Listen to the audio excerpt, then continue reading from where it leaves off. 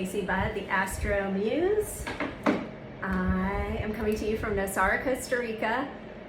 I just wanted to do a quick little video about this kind of major astrological event that's been happening the past week and a half.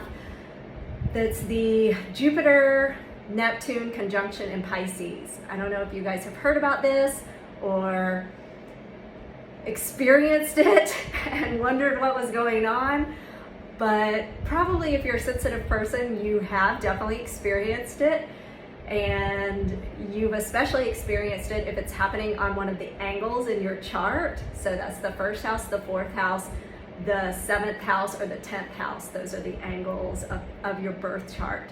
So if you have Pisces in one of those locations, you'll be potentially feeling this important conjunction more than other people. Also, if you have planets or even important asteroids in your birth chart that are in the exact same degree or very close to that degree of alignment with where those planets are currently conjuncting, then that will be creating a conjunction between the planets in the sky and your birth planets, and that'll make it extra impactful for you. It'll be basically bringing up some of your birth karma, some of your soul's plan will be activated by this conjunction. So a little bit about this. Jupiter is a planet that's about expansion and growth, blessings, positive energy, enthusiasm. So it's a total blessing most of the time. Sometimes it conjuncts Mars or something else, and it just makes things bigger. So Mars's energy or Saturn's energy, we might not always want those energies to be bigger because they can be harder or more difficult, or occasionally a bit negative. So not always though, but occasionally. And so to make those energies bigger sometimes is challenging. And Neptune's energy can be challenging sometimes too. Neptune has a shadow side, and really all planets have a shadow side. It's the more challenging, difficult side, difficult aspects of that planet's manifestation in our lives. So Neptune on the positive can be mystical, spiritual, visionary. It kind of has this imagination quality. So it's visionary in a different way compared to the visionary Aquarius and Uranus type of energy, which is more about seeing some future possibility.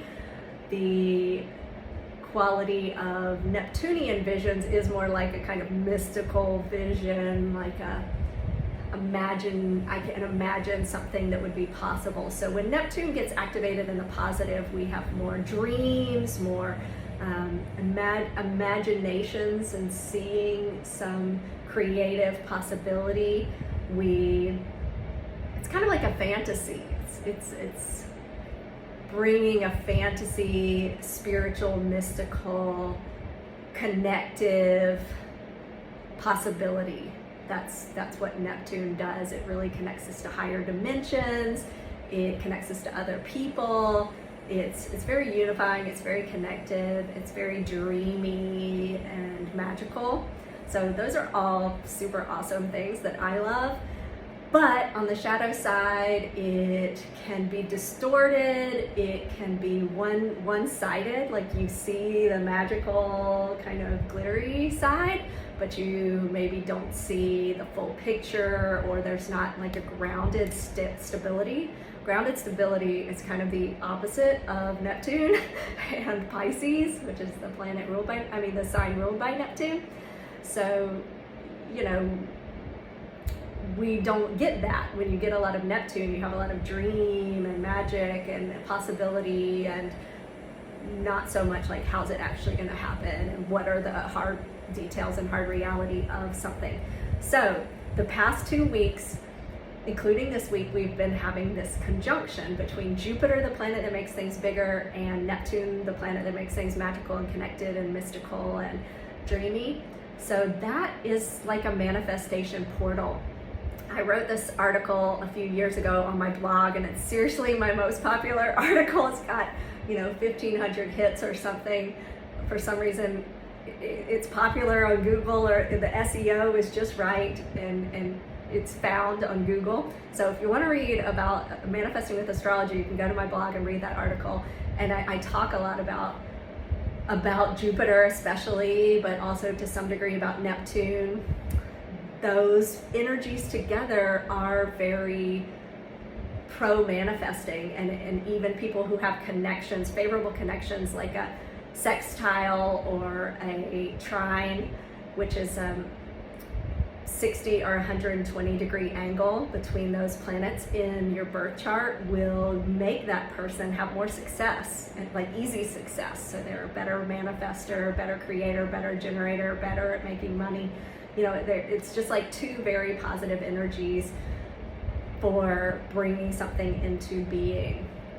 So we've got those energies together. It's quite rare that it happens. It happens maybe once every 12 years. So it's a super special, potent manifestation portal that we're in. It's kind of active all of April, but it's most active in this first part of April.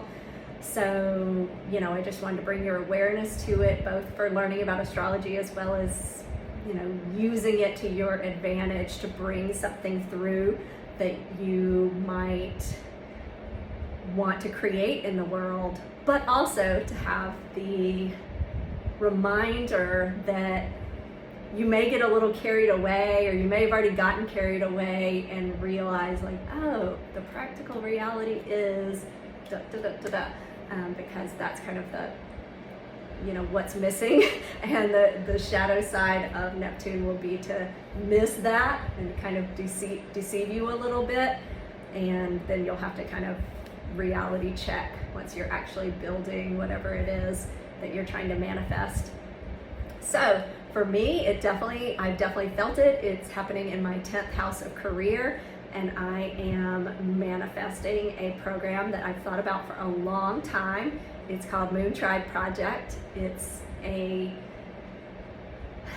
educational and empowerment program for teen and adult women that's going to include mind, body, spirit modules, 15 weeks, 5 mind, 5 body, 5 spirit modules, plus group coaching with me every week of those 15 weeks, plus all kinds of downloadable content, webinars. Different guest speakers are going to teach the 15 modules and give some of the webinars and kind of downloadable content that's going to come with it. So it's very ambitious, very amazing, and I'm building up the website. I made another video about it yesterday, so I'll post that soon too. I'm building up the Instagram, and it came kind of out of me. It's been percolating for a long time, but it's been, I've been kind of bringing it out more and developing it, creating a website and everything during these past 2 weeks.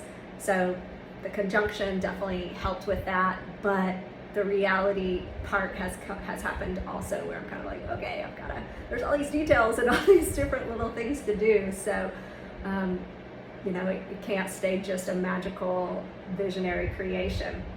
So that's interesting. And, we've got the full moon coming. It's really a little bit more Friday night. The exact full moon is about noon on Saturday during the day. And then by Saturday night, the moon will already be in Scorpio. So, the full moon portal is really Friday night and then Saturday. So we've got that coming up. The moon will be in Libra, and the sun is still in Aries, and it'll be squaring Pluto, so that'll be an intense energy. And Mars will have just moved into Pisces right around then, or the day before. Let's see. Yeah, just pretty much that day, I think. Friday at about 12 o'clock, it's at 0 degrees and 26 minutes Pisces. So that'll bring some magical energy and kind of soften a little bit of the Aries energy towards the end of the month there, towards the end of Aries season. We'll be kind of in the last days of Aries around then.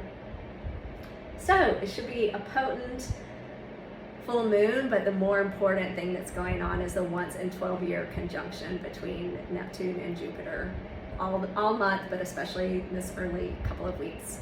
So look at your chart, see where it's happening in your chart, and that will tell you the area of your life where you can use this manifesting portal.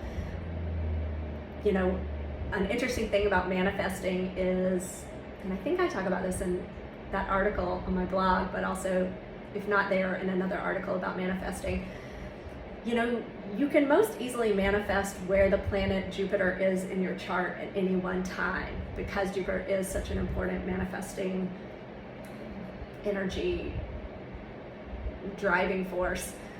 So, you know, people who are good manifestors, just generally, they usually have a strong Jupiter in their chart somewhere, or a lot of Sagittarius energy, which is the sign ruled by Jupiter.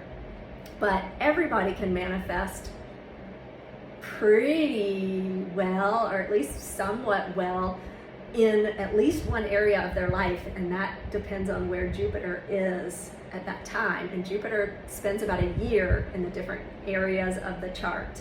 It takes 12 years to go all the way around. So, you know, it's in one house for about a year, and then the next house, and the next house, and those different areas of our lives will manifest. We will manifest things more easily while Jupiter is in that house by transit. So that may be a little bit confusing for people who are completely new to astrology, but it's super interesting, and I've done a lot of research in my own life as well as my clients' lives to prove that, to see, like, you know, thinking back times, when was I super great at manifesting housing? When was I super great at manifesting creative opportunities or something related to art? When did most of my important partners manifest? You know, when did I manifest kind of personal opportunities or business opportunities or travel opportunities? It really does often correlate with important planets transiting those areas of the chart, and specifically the most easy manifesting usually happens when Jupiter is in that area. So check that out in your charts. You can comment below if you have any questions, or send a message. And yeah, you can check out my Moon Tribe project if you're interested in mind, body, spirit education, connecting with other women, being exposed to a bunch of different healers and leaders, and there'll be a video with more information about that soon. All right, bye.